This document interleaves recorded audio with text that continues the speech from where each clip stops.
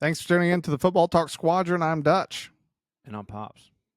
And welcome to our college football Week 7 action. We'll go over Week 6 and then get into the previews of Week 7. But last week was able to do the Jeopardy NFL trivia with Maul, and I showed these guys the categories. We'll pop them up on the screen here real quick. We're doing the Jeopardy categories for college football. Got 5 separate categories. Pops, just let me know when you see them. We've got Name the School, Heisman Trophy, College Rivalry Trophies, BCS, and CFP Playoff. So, Pops, which one do you want to go with? Yeah, we can go to the Heisman Trophy. Are we doing this all right now? All 25 questions? No, we're just going to do one category, and then we'll move on to the college football episode. That way I don't have to come up with 25 new questions for you guys every single week. That would be painful. All right, the $100 question. Who was the first freshman to win the Heisman Trophy? Yeah, that's old Johnny Football. Johnny Manziel. Johnny Manziel it is in 2012. Fun trivia of the day. Do you know who the second freshman was that won it the year immediately following him? Old King Crab Legs, Jameis Winston. Oh, Mr. Crab Legs. Jameis Winston is correct. Won it the year after. All right, for 200, who was the first sophomore to win the Heisman? Yeah, I believe that's my man of Jesus, old Timmy Tebow. Touchdown Jesus is correct. Tim Tebow in 2007 won the Heisman. 2 for 2 going on to the $300 question. Who was the last Heisman winner to not be drafted in the first round? I will tell you, he is an active player. An active player. He is active in the NFL. What school do you go to? That would be too easy. I can give it to you as a hint if you truly need it. I mean, the one that came to mind for me was Jason White out of Oklahoma. That was where I went. It's been since him that you've had a guy not take it in the first round. Now I feel like a dummy. Yeah, where did you go to school at? He went to school at Alabama. Was it Ingram? It was not. Derrick Henry went in the second round to the Tennessee Titans. This is the year that Jerry Jones took Zeke Elliott with the 4th overall pick instead of honestly taking Jalen Ramsey, which would have been a smarter play at corner, and then he could have waited into the second round to get Henry. And we know how that story has turned out so far. Zeke's out of the league, and Henry's approaching over 10,000 yards and gaining on Emmett if the Ravens can somehow play better. Yeah, and stay healthy. Question for 400. Who is the last Heisman Trophy winner to win the national championship in the same season? This one you may have to just sort of go back year by year and think. But I think that you'll get there pretty quick.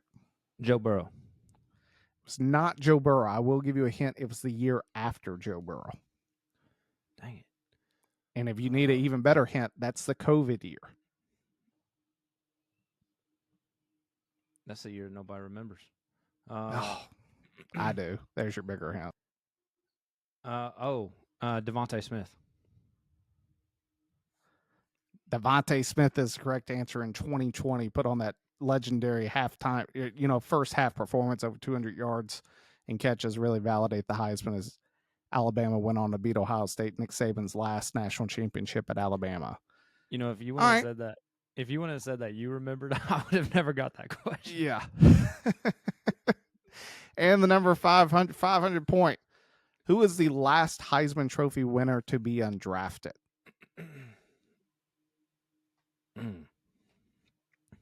Yep, you got me on that one. No, I do not, because you've already said it. Oh, is Jason White? It is Jason White, quarterback, Dang. Oklahoma in 2003. Yeah, dude. Undrafted. Like, that to me, I know he didn't do well.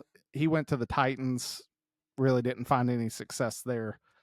Um, it was one of those ones that Oklahoma ended up getting murdered by USC in the national Yep. championship that year. It didn't help him in that category either. So going back, just to go into our college football, we got week 6. I'll give you the option. Do you want to talk about Texas now, or do you want to talk about Texas later? Man, we'll talk about it right now because, you know, I said last week that they were going to be on upset alert going into the swamp. And I mean, I'm not surprised. I was 100% not surprised. We were chit chatting during the game and, uh, they had that play. I think it was right after halftime where they did the toss. I can't remember if it was to the running back or to the receiver that threw it overthrew the wide open tight end. And we're like, that's the play that changes the whole entire game. Was if they hit that play for a touchdown. And then there was another missed opportunity where Arch, yes, he was contested, but he had the time to throw. He knew he was going to get hit. He had the time to throw, still overthrew a wide open receiver, that would have had a walk in touchdown. And it's just looking at that, it's like, as this top tier, I mean, okay, we can get it out of the way. I will say top 25 caliber team, not top tier, top 25 caliber team. You have to be able to make that throw if you want to stay at the top of the ranks. And Arch just shows time and time again that he just absolutely cannot. And I'm just being real here. Like, the kid was hyped up way beyond what was necessary. I know now everybody online is clowning him and showing those high school highlights and stuff like that. And I'm not impressed. Like, last year, he had a good game against Mississippi State. I think he played Arkansas State, maybe like one of the teams early on that was a cupcake real early in the season when Ewers got hurt, and everybody's like, "Man, this is the guy. This is going to be it."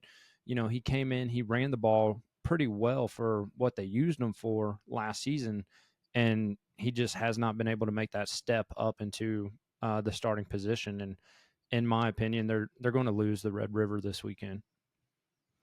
Yeah, so a couple things before getting into the game, just on my opinion. First is that Texas was ranked number 1 overall going into the season. On Mm-hmm. October 5th, they were out of the top 25 entirely. It only took 5 weeks for that to happen. That is the fastest team to go from preseason number 1 to unranked since USC. That's the fastest to ever do it, but Yep. the previous record was 12 weeks by USC in 2012. The other thing that, since you brought it up with Ewers, that I think I just go back to, because I remember you talked about it in the preseason, and we all sort of did, is that the old ball coach, Steve Spurrier, was saying, he saw warning flags just due to Ewers wasn't playing great. And if Manning was supposed to be so good, then why did Ewers keep playing? Now we have our answer. Correct. Like, it was one of those ones that I think Sark knew exactly what was going on. I feel bad for the kid because at the end of the day, so much of the pressure is on it, out of his control, because he was born into the family of Manning. Like, Mm-hmm. I don't care where he went to school to go play.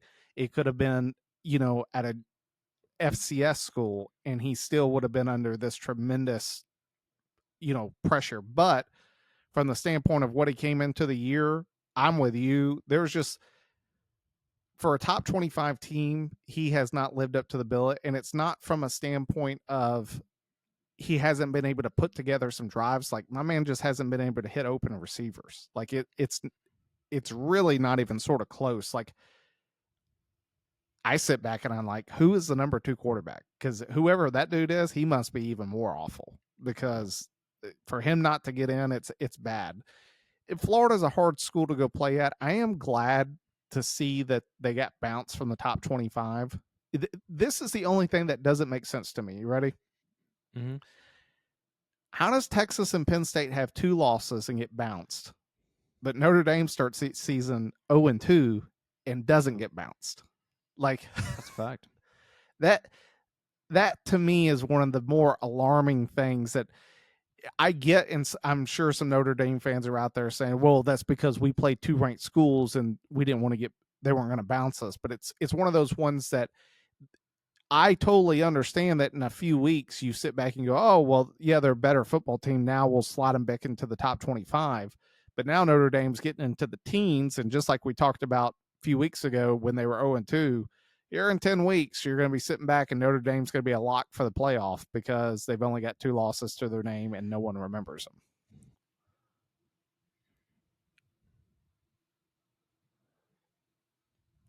But outside of that, and that's the thing for me is that going into that, if you put Notre Dame on the field with South Florida right now, I guarantee you South Florida wins that game. South Florida's been playing great football. They have a good game this upcoming week versus North Texas, which I'm sort of surprised they're only a 1.5 favorite. I don't know why Vegas and everybody else seems to be dogging South Florida. Then going into the games of weeks, the other big upset, we sort of mentioned that they got bounced. Talk about I think the best stat from the UCLA Penn State game is now the interim coach from Penn State has as many top 10 victories as James Franklin does because he beat Penn State.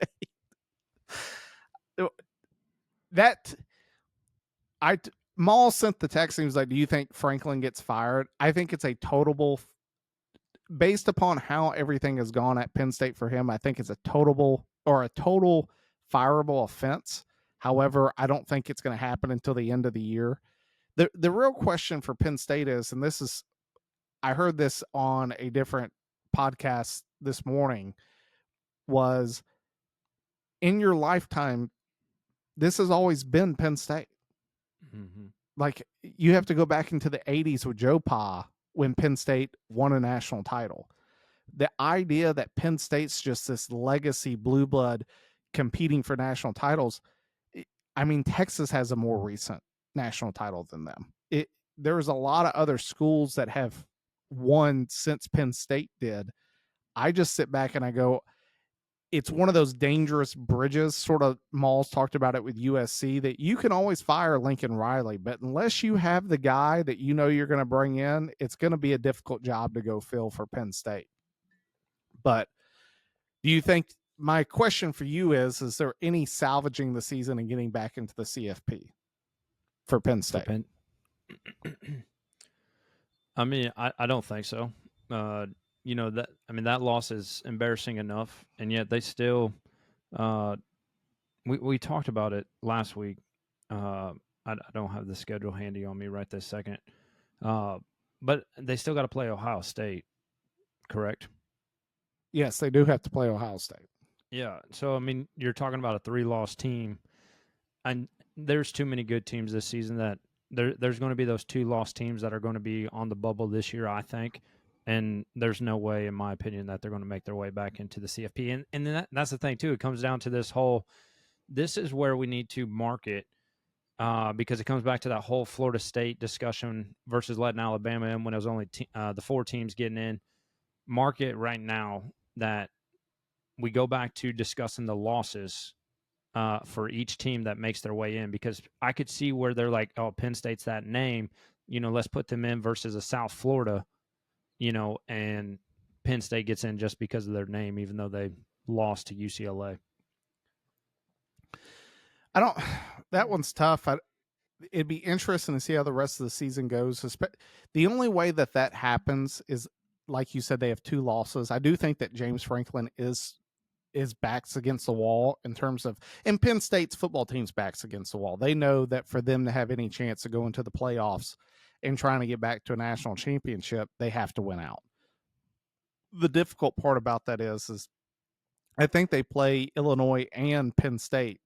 Indiana and Ohio State. So from that standpoint, based upon how effectively UCLA moved the ball on their defense, I don't see it happening.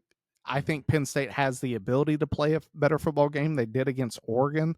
But from the standpoint of, do I think that they have the coaching in the building to get that done? No.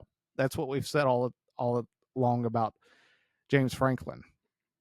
The other big games that occurred this past weekend, you had Alabama finally putting the ghost of Christmas past to bed with Vanderbilt. It was a big monkey off the bat game. You could sort of tell there was especially when Vanderbilt scored the first touchdown, that the entire crowd was just like, here we go again. Like, they're going to beat us. And Yep. hats off to Bama. It was a great gut check to fight in that game. I think Vanderbilt's a scrappy team. Like, we'll see what you're about to say when I say this.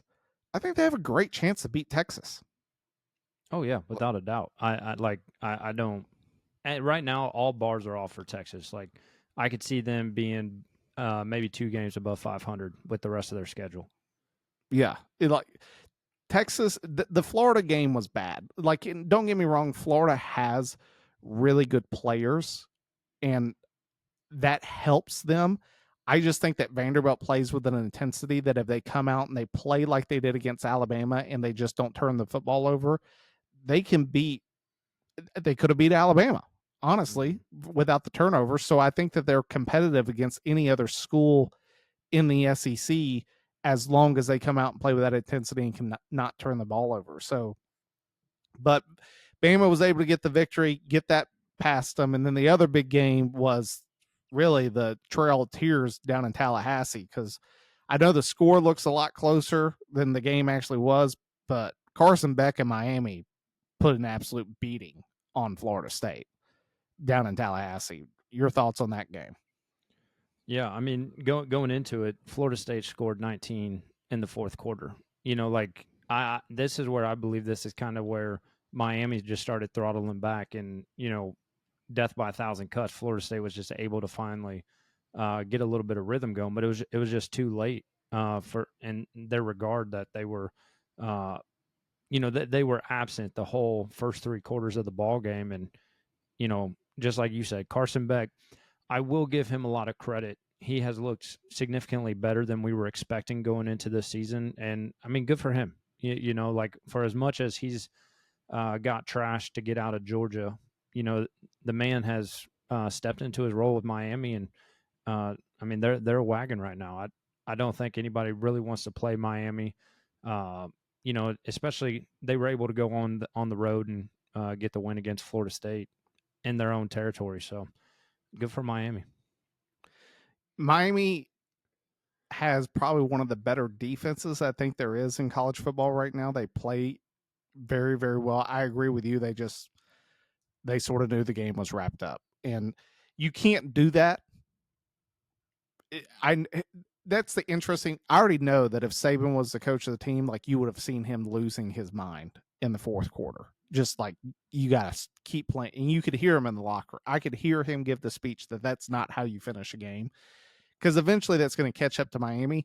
And the reason I say that is that's what's happened the last, almost 2 decades since Miami was in a national championship, is they will win these big games, but then they will go play someone that they have no business losing against, and they find a way to fold. So that's honestly the biggest threat for Miami going forward, is can they as a team not allow the slip up? Even last year, they had the ACC championship game right there, and they just could not win the insignificant games. So, any other thoughts on Miami before going into week 7? No. Any thoughts on Florida State? Are they where do you put Florida State at now? Dude, I'm not as high on them as I was, after last week with Virginia, and then they yes, they came back in this game, but like we said, like they were not present the first 3 quarters. Like, they're back to just being a normal, maybe they'll hang around the 20s, but I don't see them making. I definitely don't see them making the CFP as it started. Going into week 1, and now that just looks like Alabama just had a completely fluke game where DeBoer was about to get fired, and we've seen how that's played out. I'm not high on Florida State anymore. I think my only question in regards to the playoffs is, if they win out, it puts them into a unique scenario. Just when you think about, I think some other things have to happen for them. They end up playing. They go to Clemson. here in a few weeks, and then they end the season at Florida. With Florida.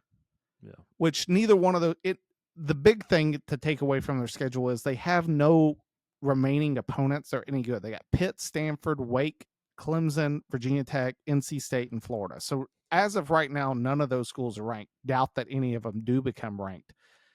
It will be one that they need some other teams to stumble and have a worse record. I do think that as long as Alabama keeps winning, it will help them in the long run. As long as Florida State wins out, that if Alabama's the SEC champ, it's going to be one of those situations that, yes, Florida State's not playing in the ACC championship. If, say, Georgia Tech was to win out and Miami was to win out, how do you leave them out then? Like, they lost to the ACC champion. Yes, they have a bad loss to Virginia, but we still beat Alabama. And as long as Alabama does well, I think as Florida State can win out, I think they have a chance. I want to eliminate them, sort of like Penn State. I'm same boat with you. Unless they just win out and some other things happen, Penn State's done. You're not making it because they're not going to have the resume without beating Ohio State, and I don't see that happening. But into week 7, we got the South Florida North Texas game. I mean, honestly, not too much to talk about, and outside of just, I think it's South Florida. If South Florida can just keep winning, their biggest competition is going to be Memphis. Memphis is undefeated. Memphis looks good. The sad thing is I think both South Florida and Memphis could win out, and I don't think either one of them, I don't think both of them can get in. I don't think the committee will do that. They'll still force other 1, 2, or even possibly a 3-loss team in front of the other one outside of the 5th highest rated conference champ. So it'll be interesting to see. I think Florida State still controls their own destiny, but we'll see how it goes. And then into the primetime slate, starting off at noon, you've got Alabama traveling to Missouri. Right now, Alabama is only a 2.5-point favorite. They opened as a 4.5. It's gone down to 2.5. This is sort of I feel like we get this every year out of Missouri. Like, we get a good 5-0, 6-0 team, and then they have to either go play Bama or Georgia, and that dies. Do you think that storyline continues, or do you think Missouri finds a way to upset Alabama? Yeah, I just don't see Missouri being able to do it. You know, the way that Alabama's been playing recently, in my personal opinion, just like you mentioned, we get this every year. Now, Georgia has had stumbling blocks when they've had to go to Columbia and actually play there. So it'll be good to see, what Alabama could do. Because, again, Alabama's been playing at home, getting that home field advantage. So it will be good to see them go on the road. Maybe that's why we've seen the spread drop down to 2.5. But I like what Bama's doing right now, and I don't think Missouri's going to be able to pull it off. For Missouri to win, I think that Vanderbilt showed exactly what you got to do. You have to be able to run the football. If you want to beat Bama, you have to control the line of scrimmage. It forces them, it messes up their pass coverage, and then they have a good quarterback at Mizzou that can throw the football. If that can happen, there's a chance that you can pull off the upset. The only thing that hurts Missouri in terms of it being a home game is it's noon. It'd be a totally different animal. I remember, like you talked about, when Georgia went in there, it was nighttime, and Stetson Bennett had to rally them. I think it was like a 19-7 or something type of like that game, and just found Brock Bowers multiple times on consecutive drives in order to beat Mizzou. I still think that they have a chance, but Missouri has to come out and play an A game. They have to play an A game. Ty threw his very first interception. It was actually, a great play by the corner. It was sort of a poor play concept on the 4th down. You had a tight end that was running a flag and wide receiver that's running a go route, and they're only about 10 yards apart inside the hash. So when the tight end turns to run the flag, the guy that's covering the go already has his head turned around. Great play, steps right in front of the ball and picks it off. But outside of that, dude, Ty's looked lethal this year. And until he has a bad game, I'm with you. Like, it's hard to pick against Alabama when you have a quarterback playing well. Well, and I looked at Missouri's schedule as well. They've only beat the big names, I guess you call them, that they've said was South Carolina, and that was only by one score game. And then you also go to Kansas. They struggled against Kansas, and we've seen what Kansas has done this season. And it's just one of those things, man. It's like they're just a different caliber of team based on the way Alabama's been playing lately. Yeah. Also, Next give my game. man KP his touchdown. I saw him get the first down on that fourth down. My man needs to get his touchdown. Dude, I'm not gonna lie. If they keep using him in plays, I'm gonna buy a Proctor jersey because, There it is. dude, anytime big man gets football, I'm here for it. Dude, I love it every single time. And hats off to him. Like the dude's down like 60 pounds in a matter of like 9 weeks. I'll let you do the math. Like he's losing almost, it's close to 10 pounds a week that he's losing. And some people be like, "Oh, well, he had a lot." I'm telling you right now, losing that much weight that quick it's a big achievement. So the coaching staff's reward it for him. Hats off to him. And honestly, For sure. the other side note to this, if you're a big offensive lineman and you're sitting back and you're like, "Where do I go to school?" And you're like, "Well, at Alabama, you'll possibly play for a national championship. Oh, by the way, they'll reward you as an offensive lineman." I'm telling you right now, kids are going to be like, "You know what? I think I will go to Bama. I'll take my chances." Plus, who wants to tackle a 360-pound guy right into the hole? Not I, said the cat. All right, next game up, you got Ohio State, Illinois. Purely business decisions. Yeah, business decision. Yeah. I'm supporting the Chicago Bears. Hoodie today on the back. It's got legendary Dick Butkus, Hall of Famer from the Fighting Illini. I'll be cheering hard for Illinois because you will never find me cheering for Ohio State. Right now, Ohio State's minus 14.5-point favorite.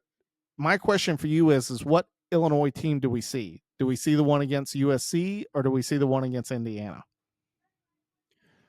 I mean, going up again, this all just comes back to, just watching enough ball. Like, I think it's going to be the same team that we saw play Indiana. They're going to, yes, they're at home, but until they're able to step up to the big games, like I want to say, if I'm looking back right, a couple years ago, we had Ohio State at home, and I think it was only actually ended up being a 14-point game, but it was a lot closer the entire game. I don't have any belief just because from a pure talent standpoint, Illinois just still does not have the players coming in the Big Ten to make them make that next step to beat your Ohio State, your Oregons.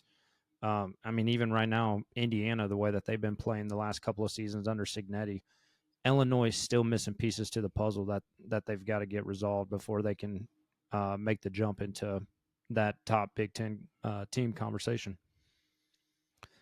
The thing Illinois has to do to win this game that I have yet to see anyone playing against Ohio State do is pressure their really true freshman starter. I know he's not a true freshman, but it's his first starting year as a college quarterback in Julian Saban. I haven't seen anyone get pressure. I don't think Illinois has the bodies to do that, but if they can find a way to get pressure on him and get the ball turned over and it's really when you force pressure, it limits his ability to get the ball to Jeremiah Smith. Because I hate to break it to you, but there's probably only about one corner, maybe two, in all of college football that you can lock up against Jeremiah Smith for the whole game and just be like, "Hey, man, it's on. You're not getting any help. You're the best guy. You guard him the whole game." Illinois doesn't have that. So for them to beat Ohio State, they're going to have to find a way to pressure their quarterback, period. But they couldn't do that against Indiana. Correct. And looking at it too, like this is the one part that I do give Texas a lot of props to. Pretty much that whole entire game, Jeremiah Smith had two guys on him at all time. They're like Jeremiah Smith is not going to be the one to win this game for Ohio State. And yeah, we go back and we talk about it. There's no need to, but Texas did show this is how you shut them down. You just keep two guys on them at all time. Doesn't matter. Texas did do a good job of that. 100%. That is a great game plan, and if you can make it work, you have to still get pressure. You just can't give a kid like that time. And since we were talking about Indiana, that's the next game up, 3:30 game. Indiana, next really big test for them. I mean, when you talk about putting them in the driver's seat of really getting into the playoffs, if Indiana can go into Oregon and beat Oregon, Oregon's a 7.5-point favorite. I would argue it sort of changes the trajectory for the program because this is the type of game that Indiana has never won. They couldn't beat Ohio State last year. They get shacked by Notre Dame in the playoffs. What are your thoughts on how does Cignetti approach this after the last two big disappointments against bigger schools? Well, I think that's exactly what we talked about last week was that, this game, we're never going to have a Eugene, Oregon game be played at night just because of the money aspect that goes with it with television. And, that could be an advantage. The crowd's not into the game as much as they could be. And, Indiana gets a couple of those plays that can swing the momentum. And, if I'm Cignetti, I mean, the only way, in my opinion, that this happens is that they find holes in the Oregon's defense, because Moore is going to score on that offense regardless. We saw it against Penn State playing in the whiteout game. They can play under those big pressure moments on the road, and I mean this is not shaping up good for Indiana in my opinion. I don't see a good scenario for Indiana in my opinion. The only thing that gives me pause in a slight hope for Indiana is that Oregon's biggest win was over Penn State, and then Penn State went out and folded the bag against UCLA. Yeah, it's just one of those ones where it does put that like seed of doubt in your mind that you go, man, well, if that worked out how that did, and that was a close game, who's really good and who's really bad? Now, Indiana really hasn't had a test outside of Illinois, of which they absolutely murdered in Illinois. I'm with you though. Unless Indiana can find some gaps against the Oregon defense and exploit those, and really, I'd say they need to be in the 30s for a score. This game's not going to end well for them. I don't see them winning a sub 20-point game. And even going back to last season, I mean, Ohio State went in there. It was, I think they were definitely top three. But and was it 1-3? I think last season. Anyways, long story, when they went in last year, even Will Howard was unable to step up to the plate in a crucial moment, and it's just such a tough environment to play. I think the best we saw last year was Boise State give Oregon fits at home, and we ended up seeing how good Oregon or Boise State was behind Ashton Genty. We had doubts about Oregon, and then Oregon was huge until the playoffs, and that's my thing. I am not going to bet against Oregon at home until we get to the playoffs and we start moving them out of Eugene, playing on the road. Totally get that. Next game, we got to talk about it because I still love the game. The Red River Shootout. You got Oklahoma, Texas. You got Texas, as we've already talked about, coming off the huge loss to Florida. And then you got Oklahoma that's without Mateer. Backup quarterback looks good. They throttle Kent State, which is not saying anything. You did what every other team should do in that scenario. Vegas right now has Texas as the 1.5 favorite. What are your thoughts on that? I don't understand it. I mean, besides playing in the Cotton Bowl, in Dallas, I don't understand it because it's halfway for both schools. Everybody's going to travel well. It costs $1 million to get into that little tiny stadium. Dude, as a Texas fan, I'm not expecting. I really think it's going to be about a 10-point blowout for Oklahoma, in my opinion. And the reason being is just we couldn't even get to DJ Lagway last week.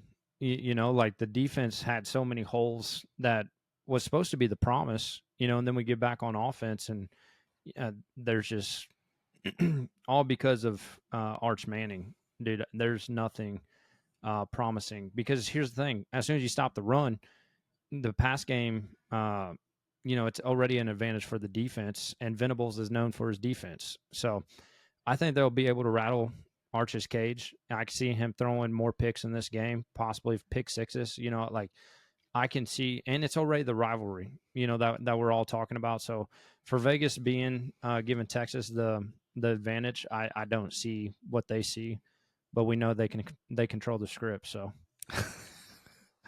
I for me, I'm the Venables defense is number one in the SEC, and it's in a ton of categories. And when I say a ton, I mean legitimately almost all of them. They're the number one defense in the SEC. They're in the top 5 of every category in all of college football for defense. So I just look at what have I seen from Arch against any type of defenses in Ohio State and Florida?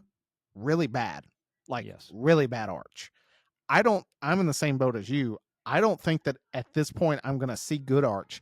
The other thing that I'm worried about for Texas is you sort of mentioned it when you're thinking like they could easily be only a game or two above 500.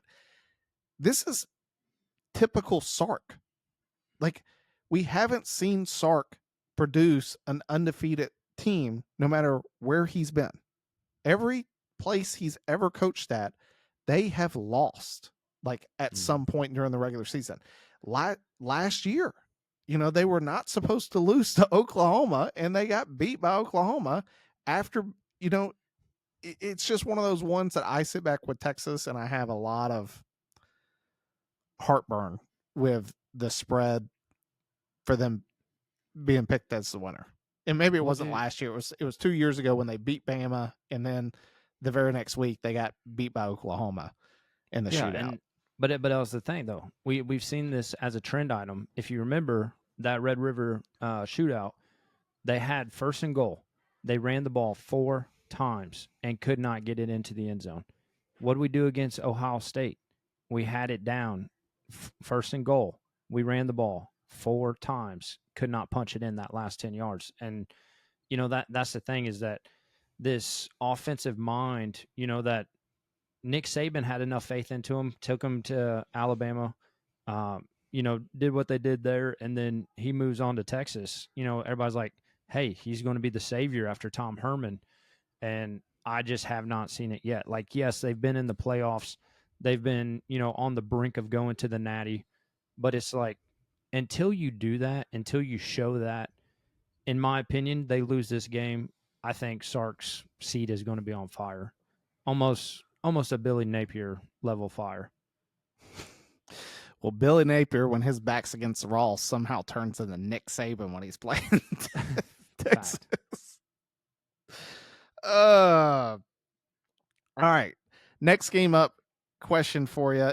Is there any chance that Arkansas can pull off the shocker against Tennessee and Neyland? Dude, I was looking at that as well. Just looking at it.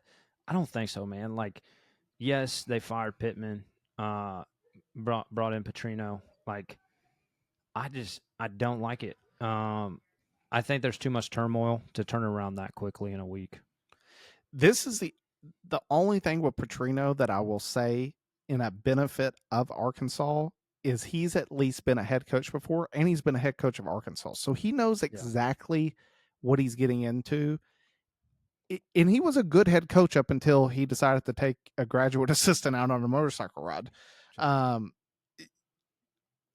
think Arkansas's biggest problem is they have a great quarterback, but when you can't run the football and you just say step back and throw, the defense gets after it, and that's what Notre Dame did. It will be a big bounce back from them. That's the other problem is you just get shellacked by Notre Dame, and you're expecting the team to get up against Tennessee, of which I would argue Tennessee's offense is way better than Notre Dame, so it could easily be just as much of a rout in Neyland. Vegas thinks so. Vegas has got a minus 11.5 point favorites right now. So that's that. Then some of the evening games, we got a lot of, conference interplay going on. Florida going to Texas A&M. Can Florida be the villain times 2 for the state of Texas? Yeah, I don't think so. I think, we saw last week Mississippi State didn't seem to have much of a chance. Up to this point, we had always been questioning, hey, what is A&M's defense doing? Because Mike Elko coming in supposed to be, the ability to turn the program around, which he's done fine. But their offense was just scoring so much. Marcel Reed was playing, or still is playing, extremely good football. But the defense was just giving up a whole bunch of points. And, last week or 2 weeks ago, we saw them hold Auburn to 10. I think Mississippi State was 9, I believe. So they're showing that the defense is coming around, and we've seen enough struggles out of DJ Lagway that if A&M gets to him, I think their offense is going to be too tough to slow down for a defense that's always going to be on the field if Florida's offense is unable to move the ball. I do not see Florida going on the road, already being the team that they are, and being able to pull off an upset 2 weeks in a row. If they do, hey, Napier might be around for another season. The only thing to Texas A&M that I don't like so far about A&M, just I think that they are playing very well, except in the first half. They start very, very slow. It just hasn't caught them yet because I really don't think that they've. I know that people are going to be like, well, they played Notre Dame. Notre Dame's not a great team, in my opinion. And it took until the last play of the game for them to beat them. Like they gave up 40 points to Notre Dame. I'm in the same boat as you. Lagway, yes, they beat Texas. Yes, he made a Texas defense that we sort of thought was the best aspect of their whole team look bad. It comes down to Lagway again this game. If he has a good game and they can get up ahead early on A&M, there's a chance. But if he plays like he has against Miami and other schools, dude, it's over. LSU, those 2 games in particular, he plays like that, adios. It ain't happening. Next big SEC game. We got a couple more SEC games, and then we do have one Big 10 and one Big 12 game to talk about. Georgia going to Auburn at night. I'm a believer in it that somehow the devil lives in Auburn because, dude, night games at Auburn, I'm telling you right now, there is something about Jordan O'Hare that, as Maul, as a USC fan, was terrified of Corvallis with Oregon State at night. I am in that way of Auburn going there at night. Georgia right now, minus 3.5 point favorites. What does Arnold have to do at the quarterback position for Auburn to beat Georgia? Yeah, I mean, I think it's just a matter of taking care of the ball. I mean, we already referenced the A&M game. Like he had the opportunity to win the game, or not win the game, but they were on this side, on the good side of the 50, pressing, and my man just could not convert. When it mattered the most, and it just came back to the matter of the whole entire game of playing. And I do give Hugh Freeze props to him turning around the program, because I think it was just last season we were saying that, Hugh Freeze is probably going to be the next coach to go. And he's made a name for himself after making the bounce back after his hard time at Liberty. But dude, Arnold is not a good quarterback, and it's showing. And I think that's why, he hit the portal at Oklahoma, because he knew Mateer was better. And dude, it's coming to light. I mean, that's all that it is in this matter. I don't think, despite Georgia's problems, they still were able to come back in the game against Bama. And that's one of those things is Georgia's not a team that you want to leave hanging around, because they'll come back and find a way to win. They just ran out of time against Alabama, and I don't see that being a problem against Auburn. Yeah, the other thing I don't see a problem against Auburn is the inability to stop the run. I've never seen a team run on Georgia well for the whole game. Until Arnold can show that he can throw anything of value from that right arm, Georgia's going to win this game. Period. The next big game, 7:30 p.m. Michigan goes to USC. So this is exactly what we talked about a few weeks ago, that I said that under no circumstance was this going to be a true night game for USC, as it should be, because no one wants to stay up till 10 p.m. Right now, USC minus 2.5 point favorite over Michigan, which I think a lot of it, sort of as we talk with Arnold and his inability to throw, no matter, does Underwood have a better arm than Arnold? Yes. But him being a true freshman shows. What are your thoughts in terms, can USC finally have a bigger win? I mean, let's be honest, they should have won the game against Illinois. There were plenty of mistakes that they made early in the game that ended up costing them late, and I just don't see Underwood. He doesn't have the experience yet. That's my perception of who he is. Like, he's shown great, flashes of his athleticism, his talent, his ability, but go back to the Oklahoma game, in the big pressure moments, again, he just doesn't have that experience to overcome the pressure. And as we saw, they went down to Oklahoma and lost. I think we're going to see the same thing. I think USC will be able to pull out the victory this weekend. The biggest thing for USC, if Maul was sitting here, I can hear him saying very first thing, it's going to come down to their defense. Can their defense stop the run? If their defense can stop Michigan's running attack and make it so that, hey, Underwood, just like Oklahoma did, and just say, you got to throw the ball to win. And if you can't do that, then we're going to win the game. Then USC wins. The problem is, USC's linebackers are terrible. Like, they're way too small. They're not physical enough. The interior of the defensive line for USC they don't have those big, run stopping defensive tackles, much like Oregon does. I just sort of sit back and go, that's my worry for USC. I think it's sort of the Caleb Williams. You got to be able to put up points against Michigan. If they can make it into the 40s, then yeah, they should beat Michigan, because I don't think Michigan's going to be able to compete with that. But if it doesn't get out of the 20s, then it's probably going to be a Michigan victory in USC in the Coliseum. This game's taken a lot of heat off just because the team has continued to, for lack of better words, suck. South Carolina came in as sort of this darling of the SEC. Then they looked awful against Vanderbilt, awful against Mizzou. They go to LSU at night. I just sort of sit back. This is a big time revenge game for South Carolina. After last year, they had a pick six that was called back, changed the entire game. If you had taken away that loss against USC, they're probably in the playoffs. I still think that South Carolina controls their own destiny in terms of just being a 2-loss SEC team. You win out. They still have to play Bama. They have a very, very difficult schedule going ahead. But this is either the end of Beamer ball or it's the beginning of Beamer ball. Do you give South Carolina any type of chance going into Baton Rouge tonight?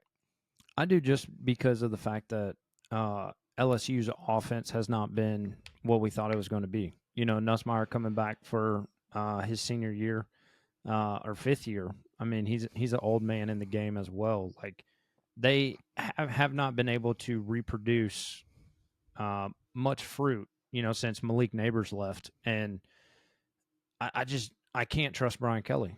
Yes, do I think LSU is going to win the game? Absolutely. But by 9.5 that Vegas has up there right now, I just don't see it. And it could be exactly what you're alluding to is, the question marks that we have. Lenore Sellers was a favorite coming out this season, supposed to have the breakout year 2, and we're just not seeing that out of him quite yet. And that might be the reason. And like you said, nighttime in Death Valley, all the bourbon from miles away. They're just not going to be able to overcome that crowd at night. But to say that they're going to win, LSU is going to win by 10, I do not see that, just because LSU has a lot of problems on their offense. I agree from the standpoint of LSU has a lot of problems, but this is the same South Carolina team that I just look at their schedule. We talked about it when they first came out against Virginia Tech, that it was just sort of like, man, it didn't look great. And then they got beat by Vanderbilt 31-7. Now, I get that Sellers got hurt in the game. Then they give up 29 to Mizzou. It was a 29-20 game. But I got LSU in the game. I'm with you that if South Carolina can come out with a little bit of passion, I think that they have a good enough defense to slow down Nussmeier. Nussmeier, all the quarterbacks that we talked about at the beginning of the season, absolute hot garbage. Dead. Dude, forget those guys. Those guys are over. But from a standpoint of can they find a way, 100%. It's just a matter of Sellers has got to be on mark, and that defense has got to be playing it very, very well for them to have any type of chance. I just don't see it. So I'm with you. Last game that we'll talk about, Big 12 game. If you can somehow keep your eyeballs open long enough to even stay up for a 10:15 Eastern time game, God bless. Arizona State going to Utah. Now I get Utah got throttled by Texas Tech, but this is a game that if you want to stay in the Big 12 race to possibly face Texas Tech in the Big 12 championship as it's going right now, you've got to win this game. Who do you think comes out? You got Arizona State or Utah? Looking at the game, I'm back and forth on it. I'm going to go with Utah just for the fact that they're at home. They've been playing, really good football. Their only loss this season was to Texas Tech, and that's what got them bounced out of the top 25.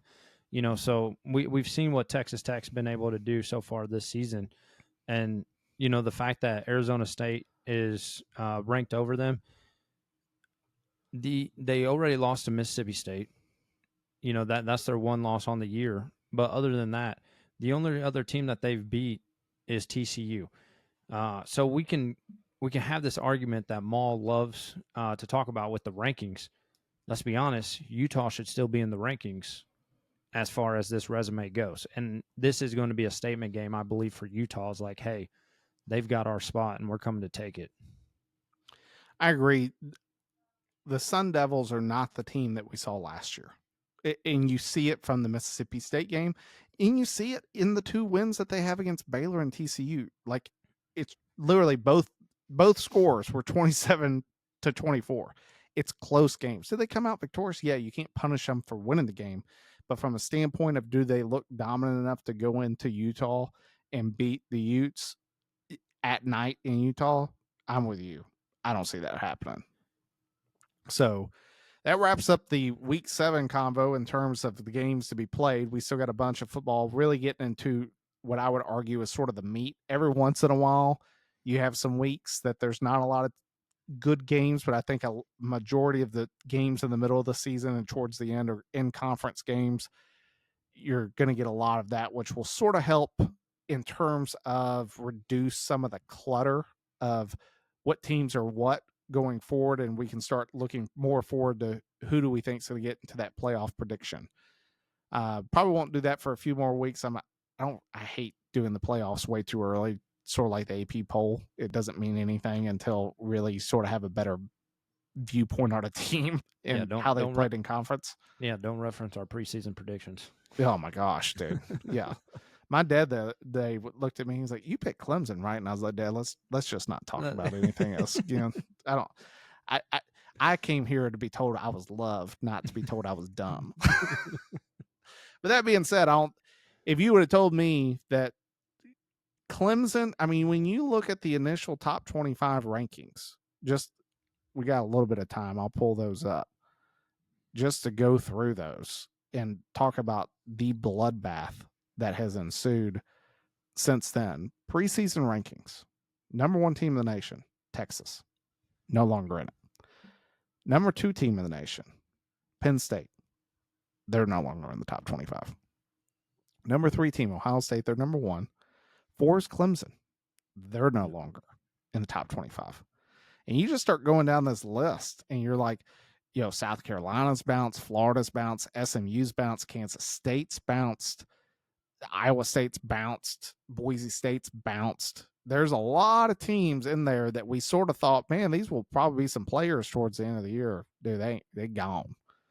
So I sit back, especially when you look at that top 10, really the only school that people had right out. I get people are going to say Ohio State. That's not the answer I was going to go with. It was Oregon. Oregon was at least 7, and then you had Miami at 10. The fact that Miami's still somehow not the number 1 school in the rankings just blows my mind. Blows my mind. Ohio State's best victory is against a team that is now no longer in the top 25. And it's the fastest number 1 team to fall out of the top 25 in history. And still they're the number 1 team. Voters. Make it make sense. Dude. Need to be banned. But that wraps up week 7. You got anything else? No. All right. Well, time to pull chalks. We'll see you guys for the NFL episode later this week and get back to you for week 8.